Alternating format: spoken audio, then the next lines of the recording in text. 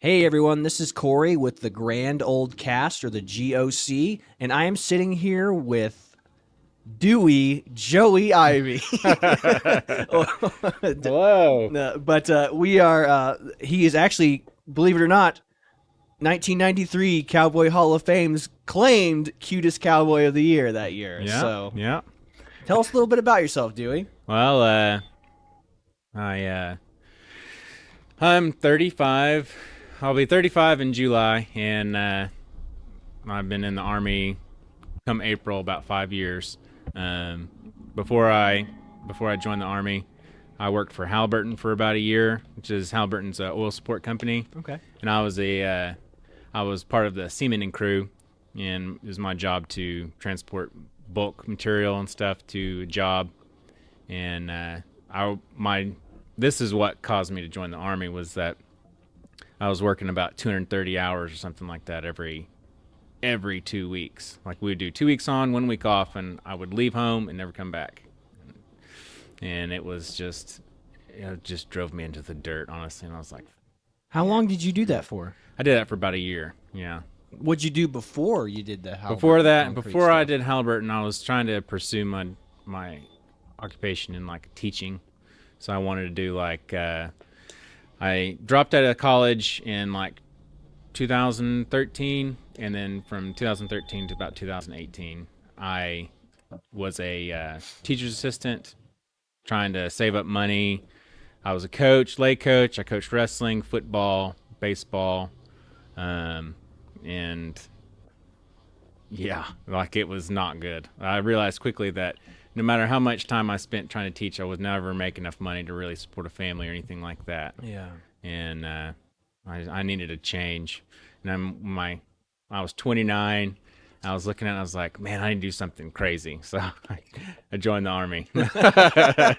So, where did you grow up? Where did you go to high school at? So I went to school at like my dad was a football wrestling coach at Empire High School whenever I was fifth grader, sixth grader, and I was going to school in Duncan, Oklahoma. So Duncan's about 20 miles east of Lawton and down in southwest Oklahoma. And I was going to school at Duncan, like one of their elementary schools, and my dad was at Empire, so I decided to transfer out to Empire, and I started getting into sports, football, baseball, wrestling, and I did that until my junior year. My dad transferred from Empire back to Duncan, where he's there now. He's a football coach, wrestling coach, and he coaches archery right now.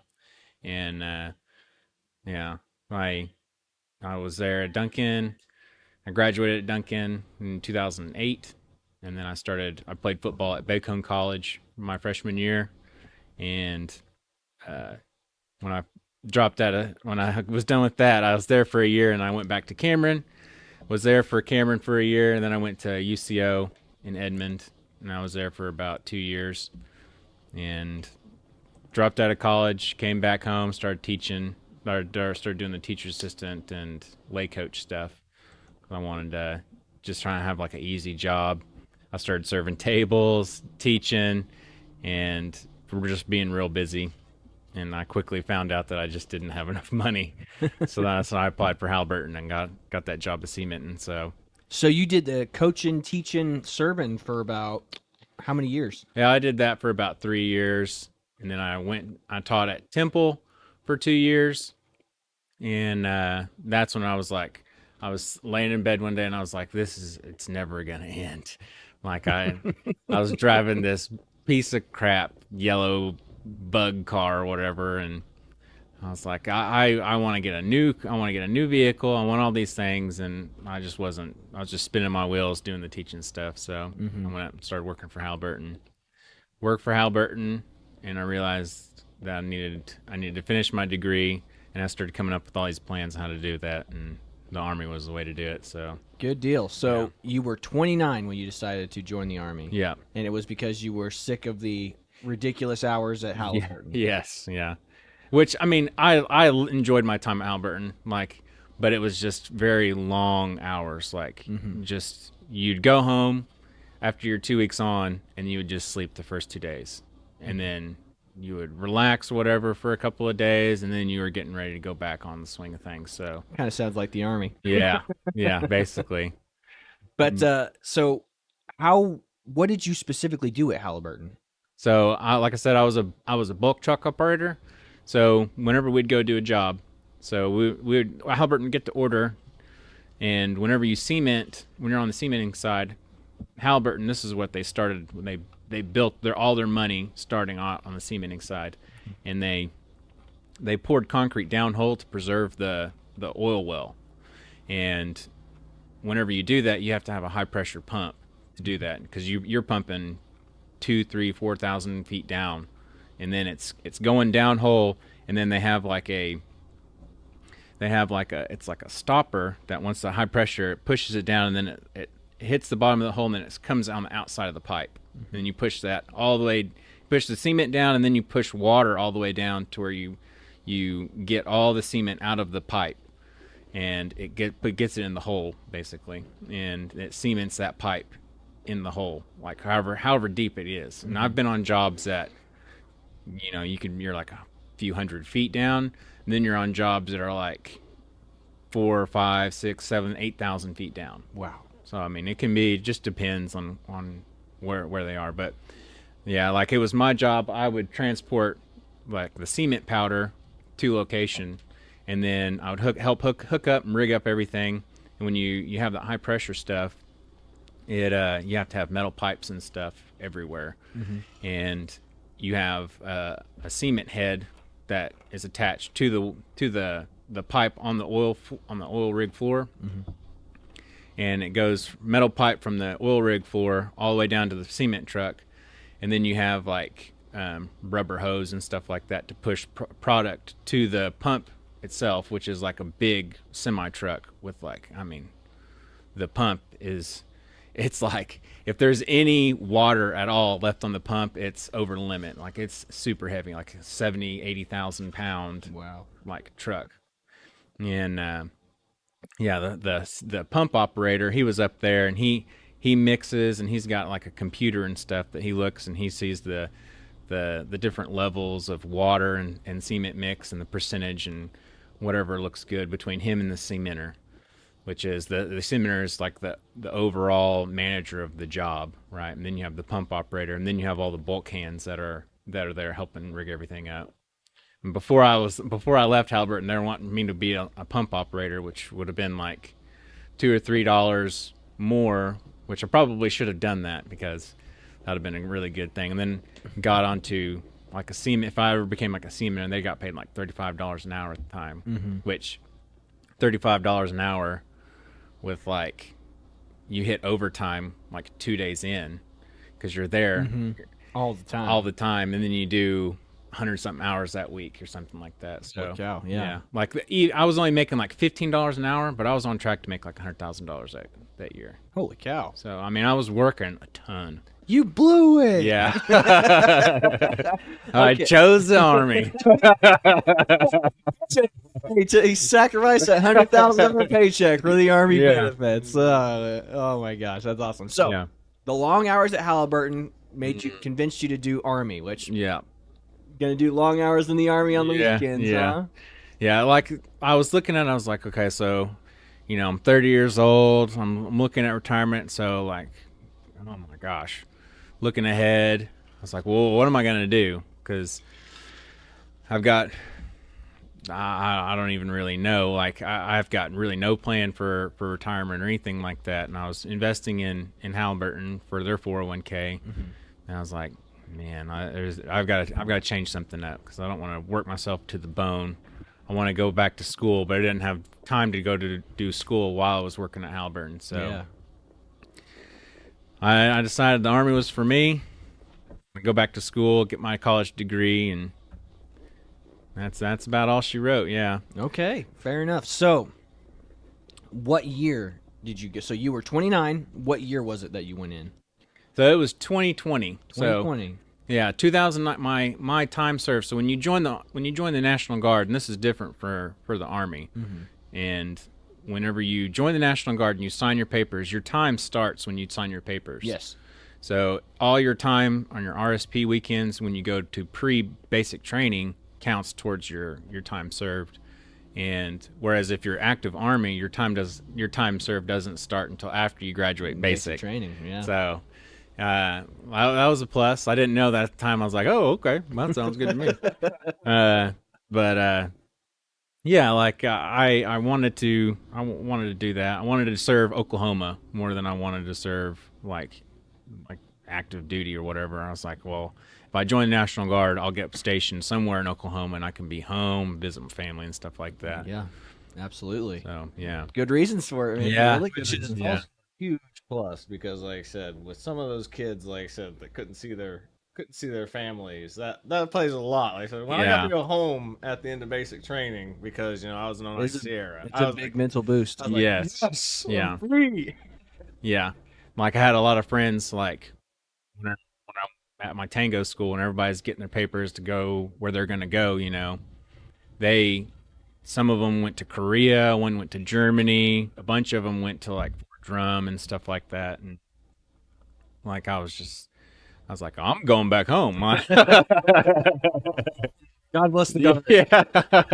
Okay, so go to basic training. You are a 29-year-old man, so you're the old guy in the Bay. Yes. Probably not the oldest guy, but one of the oldest guys. So how was your Bay? Because that's the way it was for me and Chad. Like, we were the old guys in the Bay, too. But so how was basic training for you? What was that experience like? Like, what? It was nerve-wracking going, like, leaving. I'd never done anything like that before. Like, whenever I initially left, it was nervous, but I was like, hey, this ship has sailed, so I'm just along for the ride. And like whenever we got to basic and I started getting in the groove, about 2 weeks into it, they say that about 2 weeks or 3 weeks in, if you can make it to that point, you're golden. You've already got the schedule down, you're good. And that's about how it was for me. Like, it was that first couple weeks was tough, red phase, which, I mean, basic's not hard, and no, you just get tired. There's a lot of boring standing that you do, but once you get through that, you get to white phase and start shooting guns, and then it becomes like, I mean, you're in like Flynn, you're doing the fun stuff at that point. So yep, it was I very much enjoyed basic training. My first so whenever we went through reception, so reception was like a few days, and it's the most boring time. It is the worst part of basic training. Terrible time. You get there, you're not doing anything. We all get in line, we eat breakfast, we go back. We're just waiting to go to our unit. And when we finally go to our unit, my basic training cycle was one of the last ones to do the shark attack. And like, you step off the bus and there's like all the battalion drill sergeants are there, and they're just like, it's like they just all look at you, and then they're just like running at you. Like, I was carrying both bags, and I was just like taking it in, like, oh my gosh. And this drill sergeant saw me just like lollygagging. He was like, "Pick up your bags, run!" So I was like, just like running like that all the way down. And I threw my bags in the pile, and we ran over there. They started smoking us, like, "Go get your bags, put them back."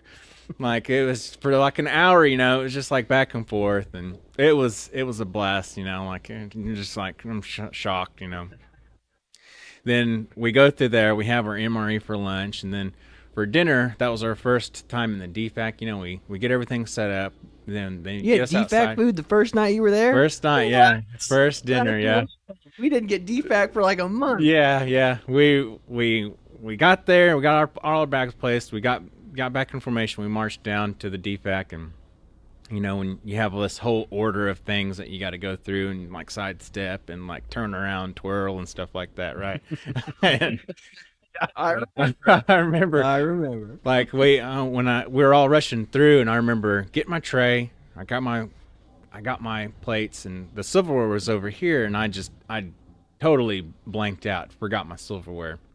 And I started getting my food, and I sat down, and everybody starts eating, when they got their forks and stuff, and I didn't have anything. And I just remember going, "Oh, crap." And I started looking around, and I just remember hunching down, and I just started like just shoveling my food in my mouth just as fast as I could. I was like, please, God, don't let anybody see me. And I got done. Everybody stood up, and we were walking around. And the drill sergeants, they were like, that guy's eating with his hands. Like they had to have seen me because I was like, I did the last turn. I'm about to put my tray up, and I was like, all right, I'm home free. Nobody saw. And I hear this, recruit! I mean, just across the defect, this drill sergeant's knife handing me, and he's just like sprinting. He's like, where's your silverware? And I was like, drill sergeant, I didn't have any. He's like, how did you eat your food? And I was like, I ate it with my hands, drill sergeant. He goes, you disgust me. Get out of here. And like, just at the top of his lungs, just like, oh my gosh. I'm just like, I stepping it over. That was terrible, man. The defect times are the best. Mm-hmm. Yeah. It was definitely like the best of times and definitely the worst of times. There was one time that like I don't even know how, you make you drink like 3 Camelbacks a day. So we get up, we do our PT, we eat breakfast, and I was like, I don't need to pee right now. And I just kept drinking water. We had our classes, I don't even know what we were doing that day. But by the time lunch came around, I had to pee so bad. Like I was just like, that's all I could do. Like we didn't have time to go do any bathrooms they didn't have any bathroom breaks or anything like that between breakfast and lunch. And I was just like, the longer time went on, I was just like, oh my gosh. Well, then by the time we were eating our food, I was just like, I gotta pee. And I just started just sweating. Like I was just like shaking. And my drill sergeant just like walking her. He's just like looking at me. And he's like, candidate, you okay? I was like, drill sergeant, I gotta pee. He's like, oh, you gotta pee? You gotta pee? You can't hold your pee? And I was like, I was just thinking, I'm holding my pee right now, drill sergeant. Like, I went through the basic thing and all the rigmarole, and went back and I talked to my drill sergeant, senior drill sergeant Arguello, and I was like, drill sergeant. He just looked at me. He's like, what? And I was like, drill sergeant, I gotta pee. And he was like, okay. And I was like, can I go pee, drill sergeant? And he was like, yeah, go pee. I'm like he acted like it was no big deal, but man, and then I just like took off sprinting. And it was like a quarter of a mile to the nearest Porta Johns or whatever. And I was just like going, and that was bad. He's like Bilbo Baggins around there. Like, I'm going on an adventure. Yeah. Well, another funny story I've got is, whenever you sit in the defect, you gotta put your feet together. Now they were always telling us, your food tastes better with your feet together. And I was like, okay, drill sergeant. Well, I was just sitting there. I don't know what I was doing, but I was just like lollygagging. I spread eagle, out there eating my food, and you feel the drill sergeants are like sharks, that are presents, and I just was like, I was sitting there eating, and I could just feel one like walking behind me, and I was like straightened up, and he's like, nope, I already saw it, candidate, get up. And I was like, crap. So I stood up, I grabbed my tray, and he was like, this is what I want you to do. I want you to walk around. I want you to walk around the defect, and I want you to yell at the top of your lungs, my food tastes better with my feet together. So I started doing that. It took one step, but I got about halfway around, and this other drill sergeant was like, he ran up to me, and he's like, now, I want you to bust a beat. And I was like, I started laughing, and he's like, oh, you think that's funny? And then this other drill sergeant, they're just like, blah, blah, blah, blah. And I was like, okay. He's like, my food tastes better with my feet together. My food tastes better with my feet together. And I was just like, and everybody just starts laughing. And I really repped that one out. I felt pretty good about that one.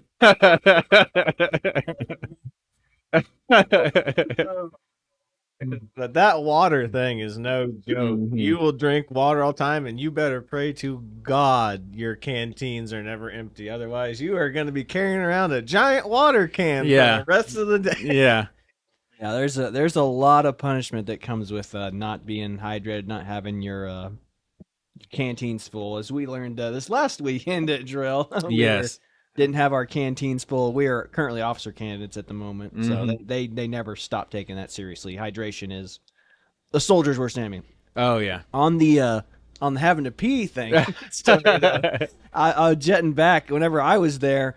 Being older, you kind of you had this level of swagger or arrogance, because you don't put up with a lot of the crap that the kid, some kids are too afraid to make a move. I had to pee really bad one day, like Ivy, and you're sitting out on the CTA in formation, and there's only a handful of drill sergeants out there just lollygagging, in effect, like they're just waiting for whatever time elapsed to hit that we have to do the next thing. Yeah. And I have to pee, and I just grab a guy, and you're not supposed to go through the front door of the CTA at Bravo 439. You can't, recruits aren't, or trainees as they called us. And I just grabbed Balbo and I said, hey, I got to go pee right now. And we're going through the front door. And he was like, we can't go through the front door. We can't do that. And he goes, what are you doing? Yeah. I go, just trust me. Just if you look like you know where you're going, or you look like if you look busy and you look like you know what you're supposed to do, nobody's going to say a thing. Yeah. And as we start walking in, a drill sergeant walks out and passes us. And I looked at her and I said, right, drill sergeant? And she looked at me and goes, right what? And I go, if you look like you know what you're supposed to be doing, nobody's going to bother you, right, drill sergeant? And she was like, yeah. And then I walked right in with that training. He goes, and like the kid was just wide-eyed. That was amazing. It's like magic. And that's what I said. If you look like you know what you're supposed to be doing, they're not going to say anything to you. Yeah, we had a kill zone as well up there. That's like right smack dab in the middle. Our barracks was Bay. Yeah. My basic training platoon was the 213, and we were right next to the like where we were doing our mock Omaha drills and stuff. It was like you could see freedom, like there's the fence, but like it was these old barracks and had a middle area where the drill sergeants would walk through, and then they had the side areas where all the candidates and recruits and stuff had to go through. And yeah, it was I had a lot of fun at basic training. It was intense. Now my 2020, I went January 6th, 2020. That was whenever I left home. And then I didn't graduate until March 18th, 2020. And that was the year COVID hit. And my platoon was one of the first, I think it was our graduation, was the very first graduation to be affected by COVID. And my family, they flew in from Columbia. And they flew in from Oklahoma to Columbia. Fort Jackson, baby. Yeah, they were there, and we got word that graduation was canceled, that nobody would be allowed on base like 2 days before. Oh my gosh. So, but we went through the whole graduation rigmarole and everything like that, and whenever we actually did it, it was just an empty stadium, like with just our drill sergeants and it was just so disheartening, honestly. And then afterwards, we all got held over because they locked everybody down. We all got left over in basic for an extra 4 weeks of the drill sergeants were like, well, we know you're graduated soldiers and we need to treat you better, but you're still in a basic training environment, so just get ready for that. Well, thank you. Hey, thanks, drill sergeant. Glad we get to spend more time with you. Yeah. Oh, that blows, man.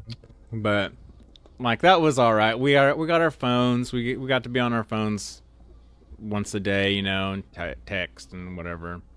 And then eventually we ended up leaving. I went to my AIT, which was in JAMA 15 Tango, and 15 Tango is I'm a Black Hawk mechanic, and my unit was a 244 over here on 169. Yeah, just up the road. Yeah. And my AIT is in Fort Eustis, Virginia, and that's like the main helicopter school. Like all the Apache mechanics, Chinook mechanics, Black Hawk mechanics are all there. Plus like the weapons teams, people who learn how to put weapons on the helicopters, maintain them and stuff like that. I think they're like 15 whiskey or something like that. And then you have all the sheet metal MOS, and then you have like the powertrain, which they're like 15 deltas or something like that. But it was pretty cool going to Fort Eustis. It's like just a small hole in the wall base out over there on like Quantico Bay. Like you have the FBI on one side of the bay, and then you have Fort Eustis on the other side of the bay. So it was pretty cool being in that area. That is neat. So how was Virginia? Was it would you recommend it, or would you say So whenever we got there, like I said, I graduated basic training on March 18th, but I didn't leave until like April something, like April 18th or something. Something like I was there for about a month, 4 weeks, and when I finally went there, it was still kind of like a cool spring, you know. It would rain on us pretty much every freaking day. I remember doing push-ups, doing PT one morning, and I was doing push-ups in a puddle. like I would go down and my head would be underwater. Like I was like, this sucks. And my 15 Tango is a 15-week AIT. So now that's after you get classed. So because of COVID, you had to do 6 feet all around. So like all the classes were reduced down to like 12 soldiers per class, and it was pretty intense. 15, anything that's 15 series is very high. Like it's a high end, very high demanding. Oh, it's not as physically demanding as like infantry, but it's a very prestigious MOS. Like they put a lot of emphasis. Our sergeants in my class told me that, you know, as a 15 Tango, if you screw something up, right? So say you put on a bolt and you don't do the safety stuff that you need to, like you put like safety wire on there, and like there's like on a critical bolt or something like that keeps the bird that keeps the bird flying. If there's like 3 or 4 safeties on that single bolt, like typically it's got a paw on it, where it's a bolt that has it's a bolt that you stick through, and it has, I don't even know, it's like a spring, but it's got like a paw that sticks out that you can't pull it back out. Then it's also got a washer on there, and then you safety it too. They told us all kinds of crazy stories. But if you fail to do those things and comes out that it was because you failed, I mean, you could be liable. You could face prison time if that bird crashes and kills the pilots and stuff like that. So they told us it was very serious from the very beginning. So absolutely, as well it should be. Yeah. So for Chad and myself here, we've never been to AIT. We have no kind of working knowledge. So we are what's known as 09 Sierras, which means we went into basic training with officer contracts ready to go, assuming we can pass officer candidate school. Yeah. So it was basic training back home to the pre-OCS environment, now into the OCS environment. So what is AIT like? Is it like basic training where you live under the scrutiny of the drill sergeants at all times and they'll murder you, or is it a little bit more relaxed? Is it a little bit more? So it's a little bit more relaxed. Like they definitely take a little bit hands off. Now whenever I went through a couple of years before, they made the transition that they wanted drill sergeants in part of AIT. So we had drill sergeants again at AIT, and they were all former 15 Tangos that were part of my AIT, and they were all pretty cool. One of them was a former 160th, which is the Special Forces Aviation branch, and they're pretty intense. I had a couple of friends that they got selected to go to 160th, and it was pretty cool. Like they had a lot of cool stories. It's not as intense as basic training because you're soldiers, and when you become soldiers, there's a little bit more prestige with it, I guess. Right. But it's definitely still a training environment, so you still get treated like shit or crap, you know.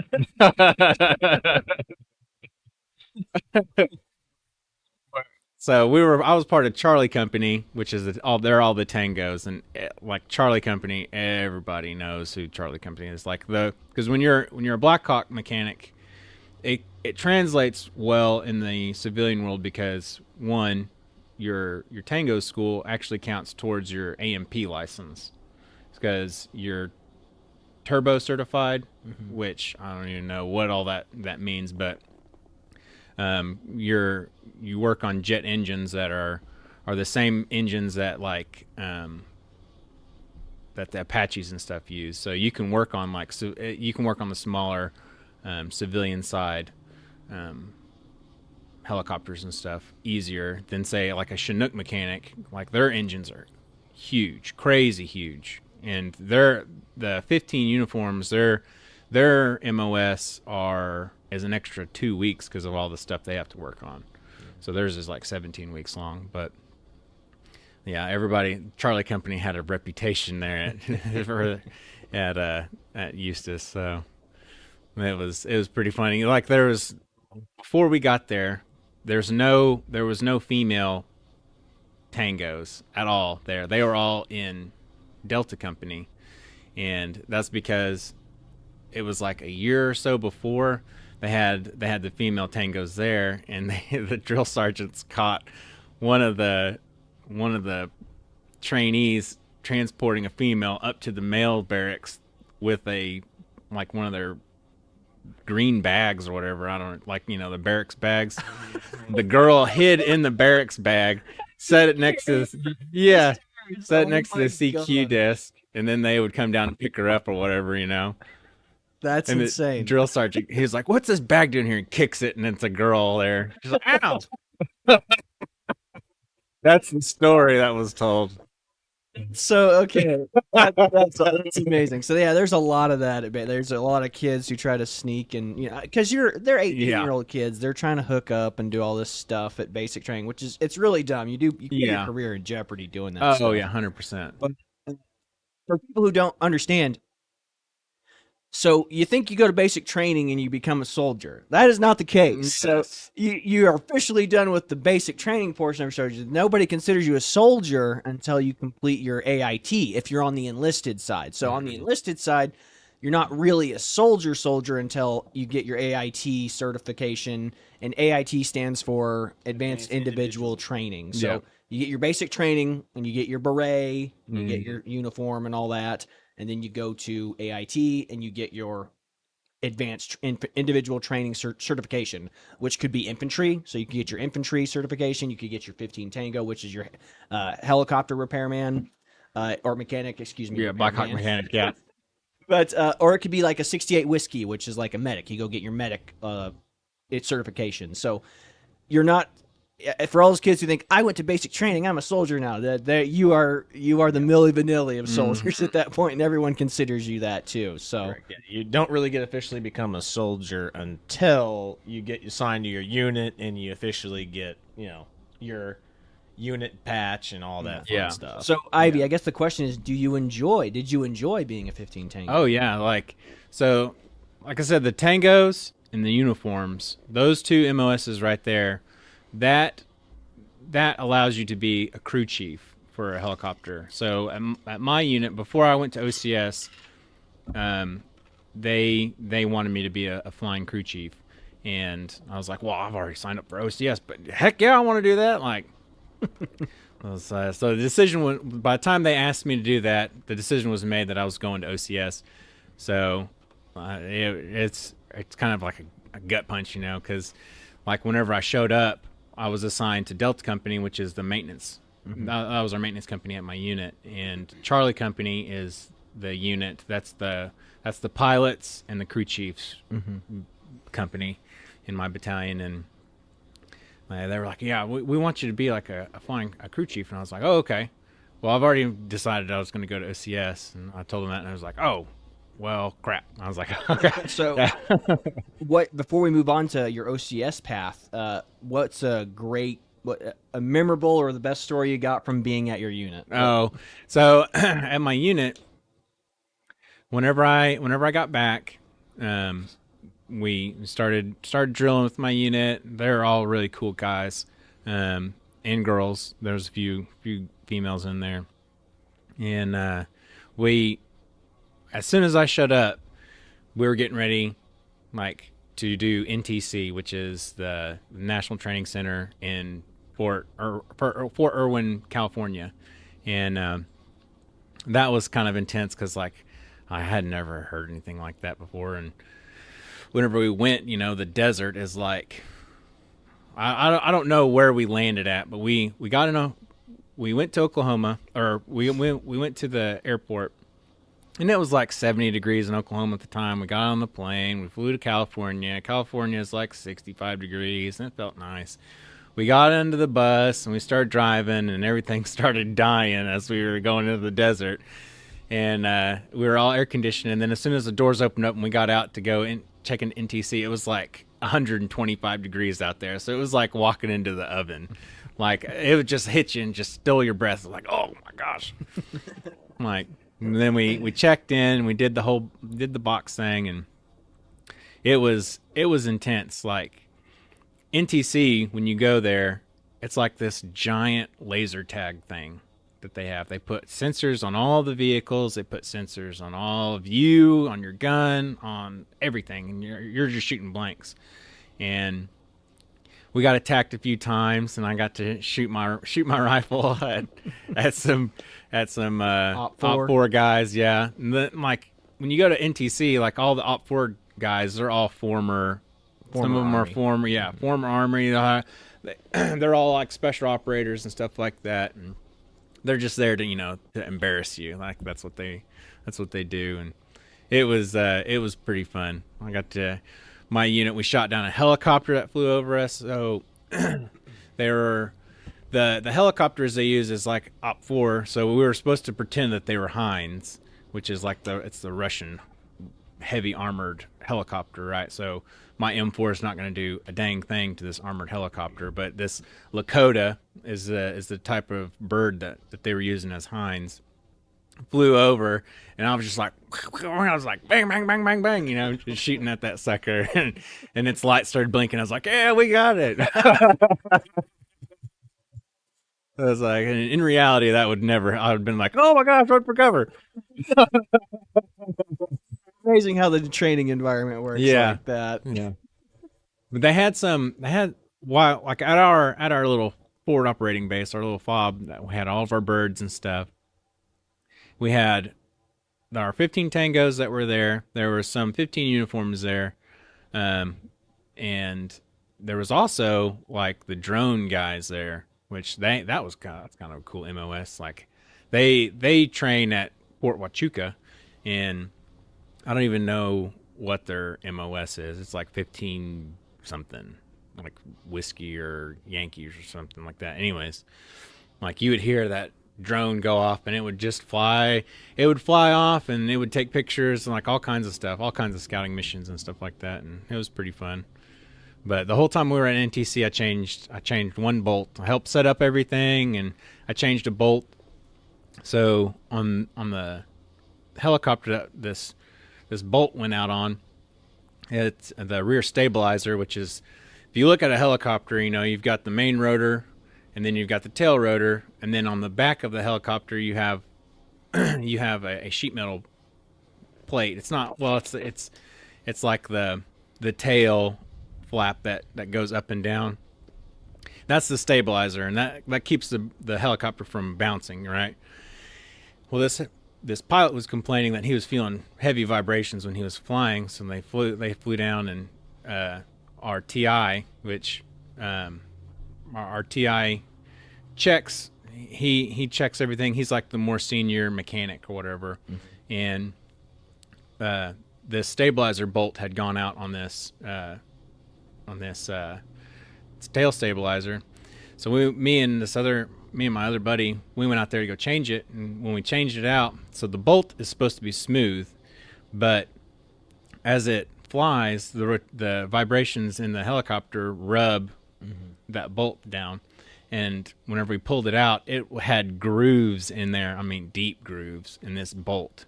And like, you had the one that we changed out, which was smooth, and then we had this one, which was like had chunks taken out of it. Grand Canyon. Yeah, like, I was like, oh my gosh. But no, I had a lot of fun in my unit. When we were at NTC, we did DART missions. So as tangos and stuff, you do DART missions, which is the downed aircraft retrieval team, and it's your mission to go out there. Like, if a helicopter crashes out there, you you get together, you form a convoy, you go to location, you secure the aircraft. You, if you can, repair it so it can take off again, or if it's really gone, then you place explosives, blow it up, and leave. Like secure it, secure any people there, weapons, any kind of electronics. So it was pretty fun to go out there and check, and yeah, I had a lot of fun in NTC in my unit, and I was only in my unit for about a couple of years, and then I left to go to OCS. So okay, so speaking of OCS, what drove you to make that decision? Why OCS? Why go the officer route? So I wanted to be an officer from the moment I joined. From the moment I joined the National Guard, the Army, I wanted to be on the officer side, because when I joined, I had over like 96 credit hours in college. So I'm almost there. I think right now I've only got like 7 classes left. So I asked intensely all my recruiters, what's the path that I should do? Like, I want to do this. This is my end goal. How can I get there? And they all of them said, OCS would be probably the best bet. You go to your unit, like go through basic, go through AIT, go to your unit, get a couple of years of training and stuff like that, and experience in the Army, and then go to OCS. And I was like, okay, I can do that. And that's what I did. And I've just kind of kept this path, like, the end goal is OCS. That's what I want. Very cool. So it was a deliberate choice to go the enlisted, get some experience, and then do OCS instead of just going directly to OCS like Chad and myself did. Yeah. Interesting. Yeah, I had no idea about 09 Sierra or anything like that. Your recruiter failed you. Yeah, I was failed. No, I imagine that they didn't even suggest that to me, because I hadn't completed my college degree yet. So that makes sense. And at the time, they weren't really struggling for officers or anything like that. So yeah, it's different now too. Like, whenever we were going to phase 1 of OCS, like, it's a smart thing that he actually did go and get accredited, because when we were going, what was the kid's name? Was it Johnson, Chad?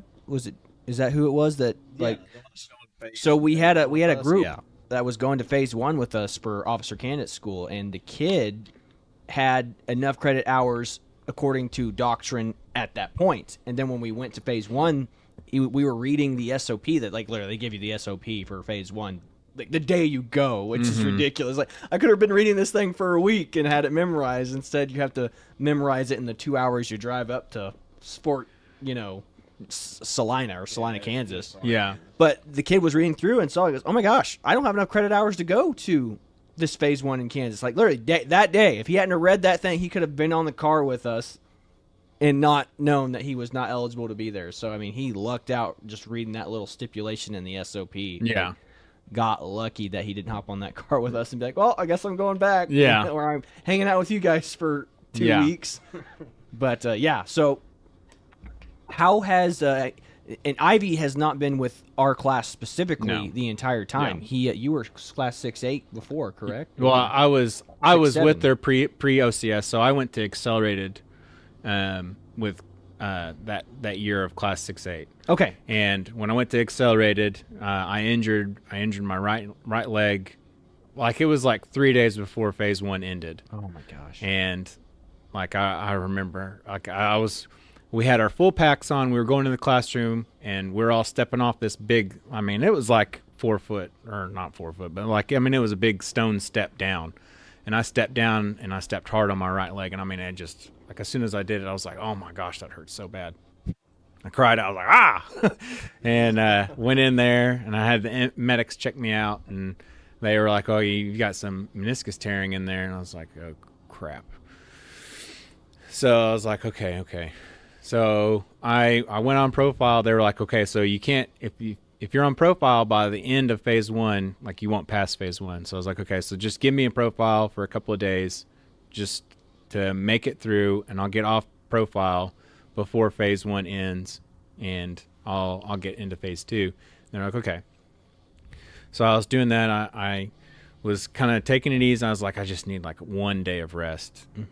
And because, I mean, phase 1 is intense. Like, it's probably the most intense, like, because you got your chow hall runs, and like, you're running with full packs, and my little platoon that we had, our PTs, platoon trainers, they were they were like sadistic is what I like. We all had our rifles, and then they were like, oh, that's not good enough. Like then they started giving us like these RPGs that we had to carry, and I ended up carrying the RPG and doing road guard, and like it was just like I was sprinting with this extra 40 pounds that I had with all my ruck and stuff. Yeah, and it was just. You went to South. I went to South Dakota. South Dakota, yeah. And South Dakota is the worst too. That's what at least our training cadre say. Like they say, South Dakota is no joke. Like they are meaner than snot up there, and they actually quit sending OCS candidates up there for a while because the attrition rate was just so bad. Yeah.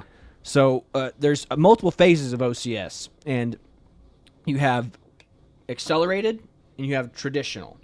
So I mean, obviously you have ROTC and federal OCS, but so for us in the Guard, we have accelerated and traditional. Chad and I and Ivy are currently in the traditional program. So Ivy originally went to accelerated in South Dakota. Yeah.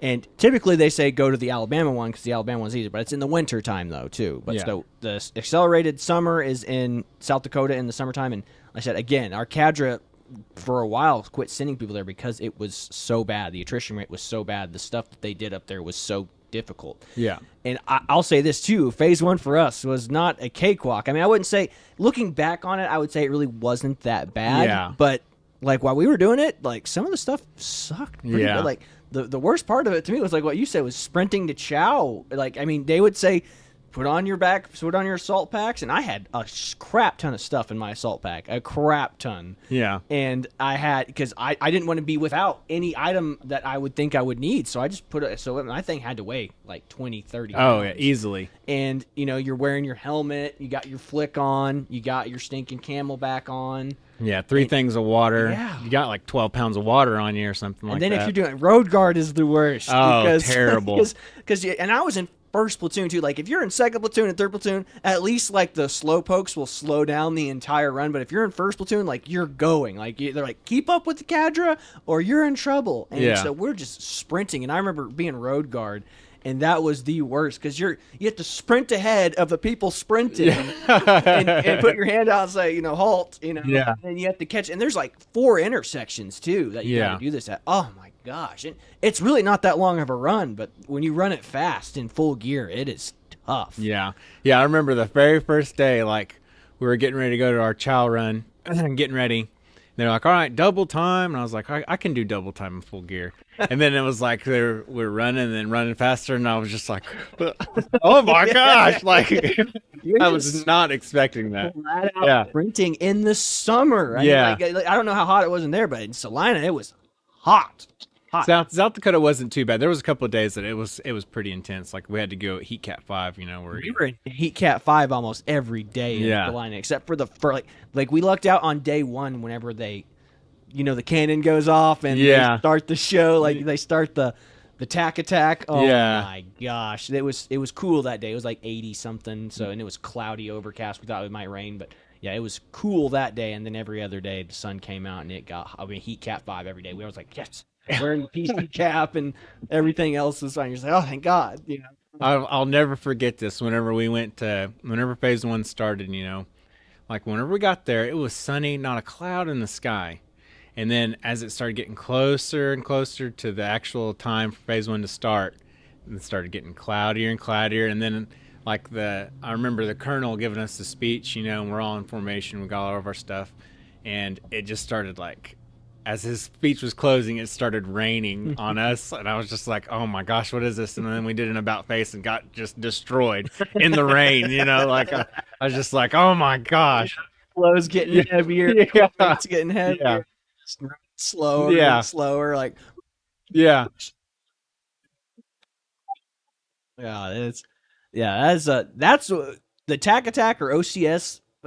Phase 1 is what I thought basic training would be. Yeah. That's exactly what I thought basic training would be like, every minute of it. And OCS was closer to what I envisioned basic training would be like. Yes. So, like, say I went into basic with the idea that it was like, okay, so I've really got to push myself because I wasn't in the greatest shape when I went to basic.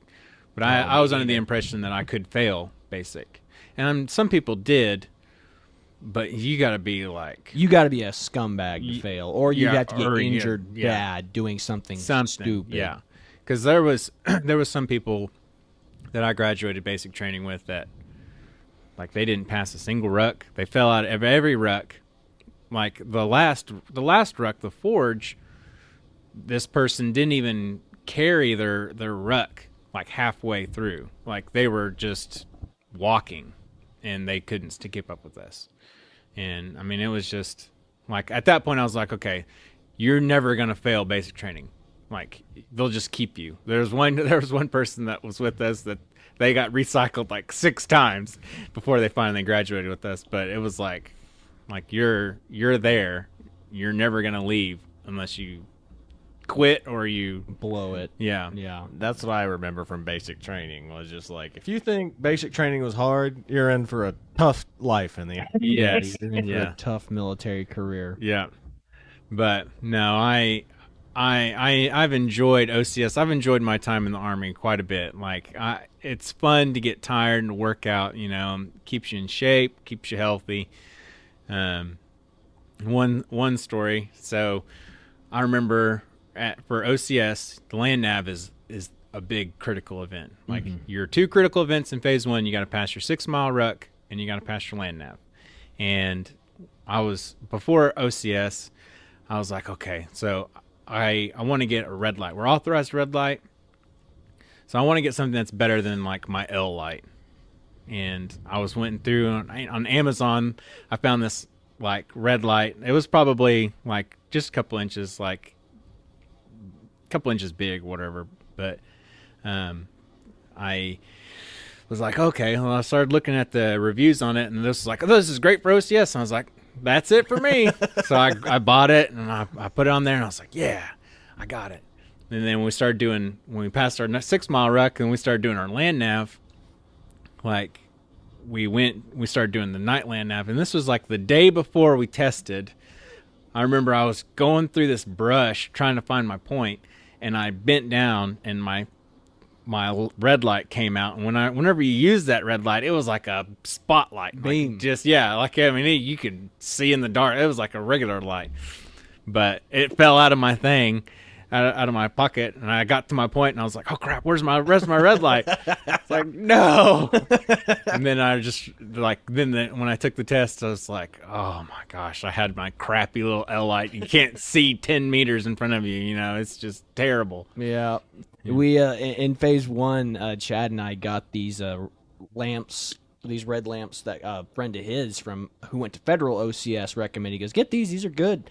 And I got called the Blue Falcon because of how bright the beam was. Chad was like, wow, you carry a light that bright. You're a Blue Falcon. Like, I was just like, federal OCS approved. Yeah. Yeah. It's like this. I'm beating the standard. Yeah. So yeah, Chad was not happy with the brightness of my light. You got like a red lantern out there. Yeah, I did, but the land nav was tough. So it was, yeah.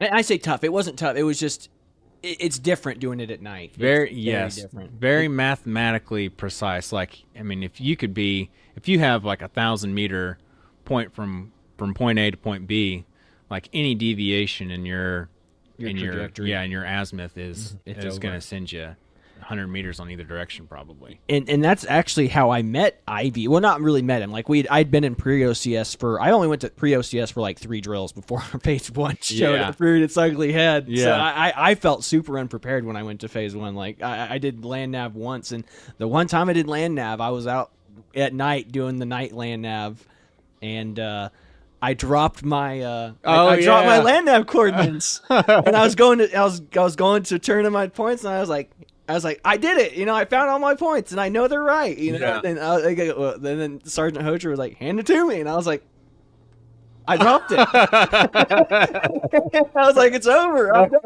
started running back into the darkness looking for these land, and then here comes Ivy. Hey, I found some land nav points out there. I was like, God, he saved me.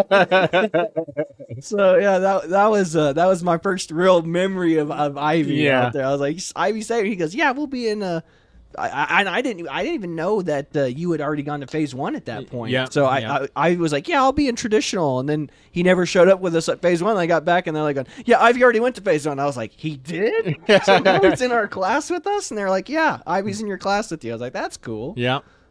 That was pretty fun, man. That Gruber land nav course is it's not hard. Not hard at all. It's a pretty easy one. I mean, you can handrail real easy.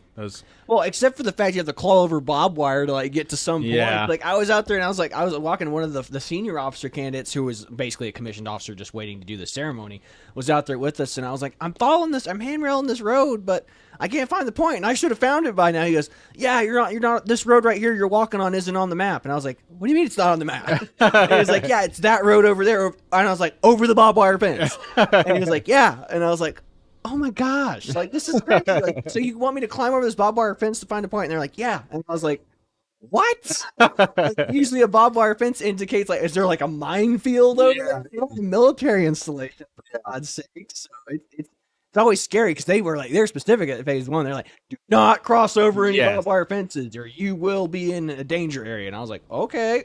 I was like, it's not like that at Fort Gruber.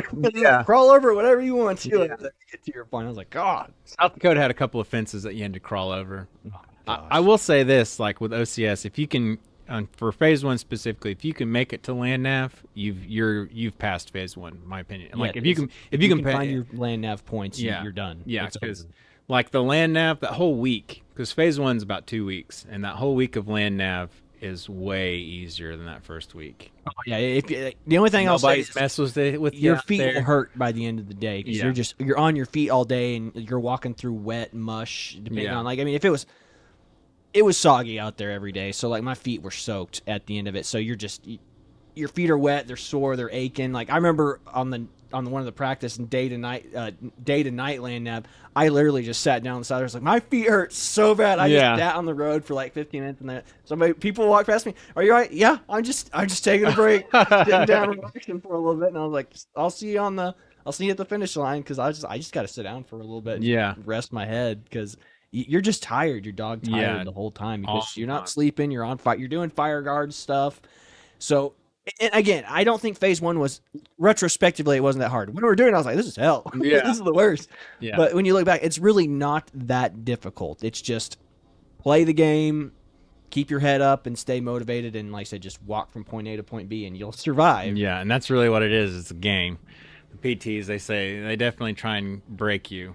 Yeah. Well, no matter how they can get to, especially at South Dakota, like they were trying to break everybody. Yeah, and that's what they do. They want to weed out people who will not make good officer candidates because they don't want people who are indecisive or who are going to break down to be leading troops out on the battlefield. So whether that be for a combat MOS or a non-combat MOS, you got to make those decisions to potentially that will potentially endanger people's lives. Yeah. So what advice would you give to future officer candidates or future folks who are looking to go through OCS at this point in time? I would definitely say, because that phase 1 tests you. Even like, because like looking back on it, it wasn't that hard, but when you're going through it, it's tough. Like you really put some mental strain on you. You don't have any sleep during the time, and you're just going from one thing to another, and you're just, especially if you're going accelerated, you're just rushing through stuff as fast as you can, taking tests. I think phase 1 you take like 2 or 3 academic tests, like leadership tests and this and that. But I would say just keep your head up. Like you really want to prepare yourself mentally. Like you're gonna go through hell, but if you can make it through, if you can make it 2 weeks in past the land nav, I mean you've got it. You've got the schedule down. You've got everything else down. Like all you got to do now is just continue to pass your tests, focus on one exam at a time, and really mark your test as your time. Like okay, so I've got my 4 mile coming up. I've got my 9 mile coming up. And you pass that, and then it's like okay, so I'm getting to the nitty gritty. Then the last 2 weeks is going to be your phase 3, which is that's something that we're going to all go through. Sticks lanes. Yeah. And that is really the fun part. It is. Because you're doing you're doing combat related stuff. What you're trained to do, running missions. So I'm receiving the order, and I am creating this mission, and I'm going to come up with this plan to complete said mission. So, yeah, I would say I would piggyback off of his advice, and I would just say, keep your head up, know what's in front of you, and if you're in a leadership role, don't expect to get much sleep that night. At least in phase 1. I remember in the rules, like, because you'll sit there, like, I got unceremoniously appointed XO as the second group of kids. Like, I wasn't, thank goodness I wasn't the first 2 that had to do it, but I was the second group of kids.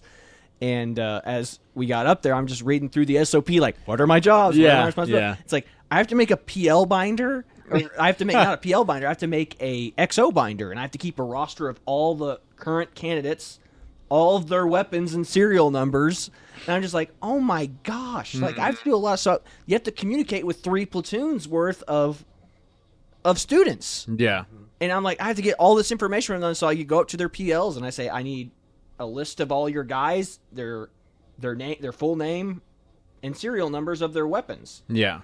And then as you say the same thing to every single PL of each platoon, and you say, get me this information, and then you put it in a binder. And most people didn't bring a binder. I brought an extra binder because somebody said you should probably bring a binder with you. So I just happened to. So I was up all night organizing these sheets and stuff when I was the XO, on top of writing a essay for not carrying my weapon with me when the actual CO of the entire thing, he's, Watson, come here right now. And it was after the 6 mile where I'm sitting down on my ruck eating my meal, and he was like, come here right now. And I was like, crap, so I just get up and go, and then, where's your rifle? And I was like, oh. Yeah. He's like, 500-word essay tonight. So I'm writing a 500-word essay, trying to organize this binder, and then I'm making a list for the next XO to how to, it's a XO guide for dummies is what I call it. And I stayed up all night writing this thing. So the guy who came after me, and like, you can ask Chad, like, it was somebody in his platoon, and there's like, your brother, like, this thing is amazing. This binder, like, he gave me a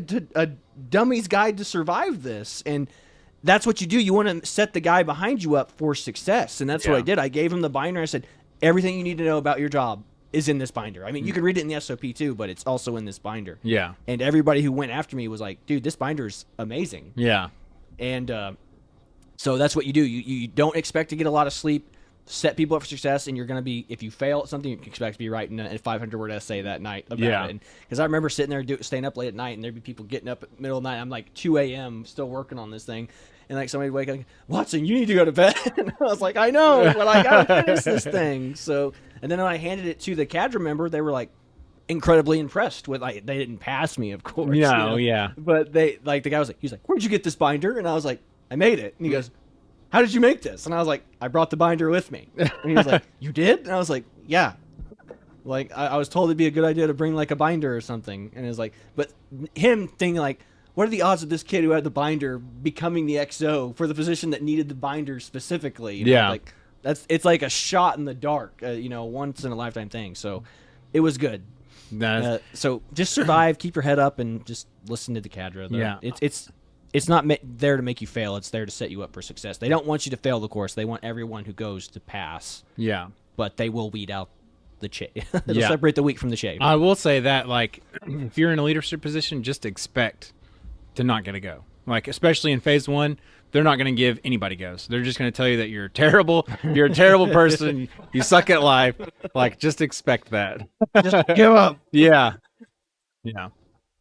But would you have any more advice you would give, or any just life or dad advice you would give out to anybody who's in the Army or in general? Yeah, just keep your head up, man. Like, it's the suck only lasts so long, and it's the suck that really brings.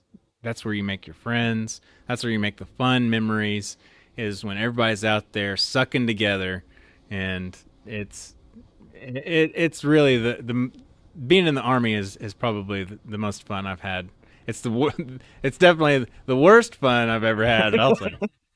But what an apt description. But I would not trade anything that I've done in the Army for anything. I've had a really fun time, all of my training and stuff like that, and you never stop training. That's one of the things that the NCOs drill into you. Is is that you never stop. You're always learning stuff. You're always learning new things, new techniques, new SOPs, new things to do, and they just everything is all designed to make you just as fit and smart and streamlined as possible. So that's great advice. Like I would say, don't get comfortable. If you're comfortable, you're not growing. Yeah. So that's the way to live. And I know that sounds like stupid, Jocko Willink type or David Goggins motivational speaking advice, but I mean it's as true as it can be. Yeah. It's as true as it can be. So, Ivy, I think unless you got anything else you want to add, I think that's about all we had for you today, man. I appreciate you coming out and doing this interview with us. Yeah, man. Anytime. Well, that's about all we've got for today, folks. This is the GOC, or the Garand Ole Cast. I appreciate y'all watching. Have a blessed day, everyone. Bye, guys.